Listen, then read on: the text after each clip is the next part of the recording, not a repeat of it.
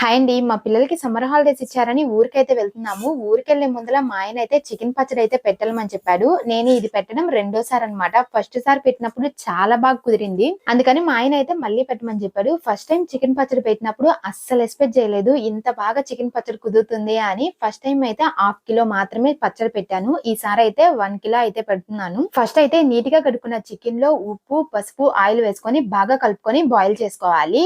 చికెన్‌లో వాటర్ ఇనికిపోయేంత వరకు బాయిల్ చేసుకొని పక్కన పెట్టుకోవాలి. తర్వాత బాండీలో 350 ml ఆయిల్ వేసుకొని ఆయిల్ హీట్ అయిన తర్వాత మనం ఉడికించుకున్న చికెన్ ముక్కలను వేసుకొని చికెన్ ముక్కలు గోల్డెన్ కలర్ వచ్చేంత వరకు ఫ్రై చేసుకొని పక్కన పెట్టుకోవాలి. తర్వాత అదే నూనెలో అల్లం వెల్లుల్లి పేస్ట్ వేసుకొని బాగా ఫ్రై చేసుకొని మనం ముందుగా వేగించుకున్న చికెన్ ముక్కలను అయితే వేసుకొని బాగా కలుపుకొని గ్యాస్ ఆఫ్ చేసుకోవాలి. గ్యాస్ ఆఫ్ చేసుకున్న తర్వాతే మసాలాలన్నీ వేసుకొని బాగా కలుపుకొని పచ్చడిని అయితే చల్లారనివ్వాలి. చికెన్ పచ్చడి బాగా చల్లారిన తర్వాతే నిమ్మరసం వేసుకొని బాగా కలుపుకొని ఒక 2 రోజులు ఊరనివ్వాలి పచ్చడిని అయితే. అప్పుడే ముక్కల్లోకి మసాలాలన్నీ పోయి చాలా టేస్టీగా ఉంటుంది. నేను పెట్టిన 2 సార్లు చికెన్ ముక్కలు అయితే చాలా మెత్తగా వచ్చాయి. వీడియో నచ్చితే లైక్ చేసి సబ్స్క్రైబ్ చేసుకోండి. Bye bye.